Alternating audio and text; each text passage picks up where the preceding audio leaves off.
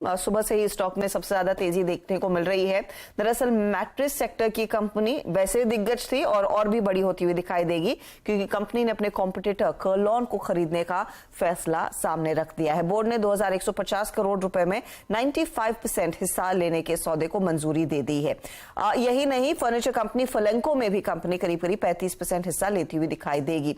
इस सब पर बातचीत करने के लिए हमारे साथ अब शीला फोम के CMD राहुल गौतम जुड़ गए हैं। मिस्टर गौतम, स्वागत है आपका। इनफैक्ट स्टॉक एक बहुत बढ़िया मूव दिखा रहा है, मार्केट को शायद पसंद आया है कर्लॉन का सौदा। क्या ऐड करेगा कर्लॉन आपके नंबर्स को लेकर, अगर उस पर थोड़ा सा खुलासा करें। अब तक उनका रेवेन्यू क्या था, किस तरह के मार्जिन्स वो एंजॉय कर रहे थे, और एक कंबाइंड एंटिटी फिर कितनी और मजबूत होगी? कर्लॉन देखिए, पिछले 2 साल में तो उसने बहुत अच्छा नहीं किया है। जस्ट कोविड से पहले कुछ ट्रांसफॉर्मेशन करने के 2-4 मूव्स थे, लेकिन वो वर्क नहीं करे और फिर कोविड आ गया उस समय।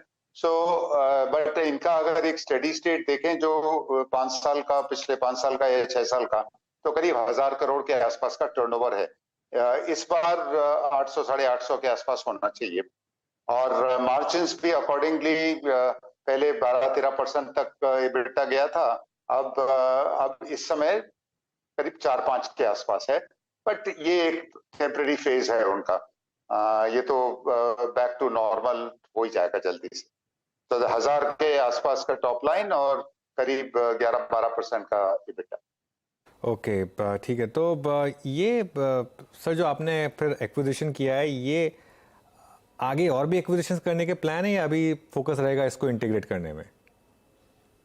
कि इस समय तो इसी को इंटीग्रेट करने में फोकस रहेगा। और ये तो कल ही हुआ है, सो आई थिंक अभी थोड़ा सा जल्दी है कोई भी इसके ऊपर कोई भी व्यू पॉइंट देने का। तो ये जो आपने वैल्यूएशंस दी, मार्केट को पसंद आई हैं, इवन दो आप शायद डेट भी रेज करेंगे। कितना डेट आप रेज करेंगे और कितना डेट इक्विटी हो जाएगा उसकी वजह से आपका? एक तो 95% 2150 का लेना है और 300 फर्लेंको का है, तो ये करीब 2400 के आसपास होगा। हमारे पास कैश ऑन द बुक्स करीब 850 है, और बाकी एक डेट और इक्विटी का ही मिक्स लेंगे। अभी उसके ऊपर फैसला नहीं है, लेकिन एक हफ्ते भर में हो जाएगा। जनरली तो डेट एवर्स हैं, बट फिर भी थोड़ा बहुत लेंगे। ओवरऑल क्या ये डील आपके लिए फिर EPS नेगेटिव होगी, क्योंकि ऑब्वियसली इंटरेस्ट कॉस्ट बढ़ेंगी आपकी, और अगर करंट मार्जिन के हिसाब से कंपेयर किया जाए इसको, तो क्या टेक्निकली आगे जाके ये नियर टर्म में थोड़ा सा नेगेटिव होगी? आप बिल्कुल ठीक कह रहे हैं, बट एग्जैक्ट डेट का अभी डिसीजन नहीं हुआ है, तो इसलिए मैं इसके ऊपर कमेंट नहीं करूंगा। इस मतलब एक हफ्ता करीब लगेगा। टेकन मिस्टर गौतम, जब भी आप वो डिसाइड करेंगे, आई एम श्योर वो उसका खुलासा भी होगा। लेकिन कर्लॉन के ब्रांड के बारे में अगर हमें अंदाजा दे सके, किस तरह का मार्केट शेयर है, क्या बेनिफिट्स, क्या सिनर्जीज आप देखते हैं इस पर्टिकुलर एसेट को अक्वायर करने के पीछे? क्योंकि अगर आप एक EPS नेगेटिव डील कर भी रहे हैं, उसके आपको बेनिफिट्स आगे मिलेंगे, तो वो किस तरह के बेनिफिट्स होंगे, कितना मार्केट शेयर इन दोनों कंबाइंड एंटिटीज का रहेगा? मार्केट शेयर का थोड़ा सा मार्केट का डेफिनेशन करना पड़ेगा। तो इसमें अभी मार्केट इंडिया में अगर देखें तो 60% लोग तो अभी भी कॉटन पे या दरी चटाई पे सोते हैं, और बाकी जो 40% बचा उसमें कुछ अनऑर्गेनाइज सेक्टर है और कुछ ऑर्गेनाइज सेक्टर है। हम दोनों ऑपरेट ऑर्गेनाइज सेक्टर में करते हैं, बट एक बार उस मार्केट को हम ले लेते हैं जो कि एक मॉडर्न मैट्रेस मानेंगे, तो उस मार्केट में करीब 20-21% का शेयर टोटल मिला के हो जाएगा। हमारा करीब 12-13% है और इनका 9% के आसपास है, 9-9.5%। ब्रांड को इंटैक्ट रखा जाएगा या फिर अब ये स्लीपवेल के नाम से ही बिकेंगे, क्योंकि कर्लॉन भी एक फेमस ब्रांड रहा है? नहीं, बिल्कुल कर्लॉन के नाम से ही बिकेंगे। कर्लॉन का ब्रांड हमसे पुराना है, और कुछ एरियाज में तो मैं मतलब मुझे कुछ हेजिटेशन नहीं है ये कहने में कि थोड़ा स्ट्रॉन्गर ही है। साउथ और ईस्ट में और हमारे लिए नॉर्थ और वेस्ट में स्लीप वेल स्ट्रॉन्गर है, तो बिल्कुल करलॉन के नाम से बिकेगा। और इनफैक्ट मैं जो डिफरेंसेस हैं दोनों ब्रांड में। हाँ, ये बात एक्चुअली जी मैं खुद कहने वाला था, लेकिन मुझे बहुत अच्छा लगा कि आपने ये बात सामने से कही। मतलब नहीं फ्रैंकली बोल रहा हूं, मुझे बहुत अच्छा लगा आपने, क्योंकि बिल्कुल जैसा आपने कहा, कर्लॉन का एक्चुअली ब्रांड काफी पॉपुलर है। तो बिल्कुल बिल्कुल आप कुछ बात कह रहे थे, सॉरी मैंने बीच में टोक दिया आपको। नहीं नहीं, अब उससे पहले आपने पूछा था जो सिनर्जीज होंगी। तो एक तो मैंने जैसे कहा कि साउथ और ईस्ट में स्ट्रांग है, हम नॉर्थ और वेस्ट में स्ट्रांग हैं। उससे फिर दोनों प्रोडक्ट्स का जो बेसिस है वो दोनों फर्क है। उनका कॉयर बेस्ड है, हमारा फोम बेस्ड है। ये नहीं है कि वो प्रोडक्ट्स हम भी नहीं बनाते हैं, लेकिन जो एक ब्रांड जाना जाता है जिस चीज के लिए, वो ऐसा ही है। वो उनके यहाँ जैसा एवोल्यूशन हुआ तो उन्होंने ज्यादातर मल्टी ब्रांड आउटलेट्स में बेचते हैं, हम लोग एक्सक्लूसिव आउटलेट्स में बेचते हैं। तो फिर बैकएंड की जो सिनर्जीज हैं वो सेपरेट हैं कि जो रॉ मटेरियल या इनपुट परचेजेस हैं उसमें वॉल्यूम का एडवांटेज बिल्कुल दोनों को मिलेगा।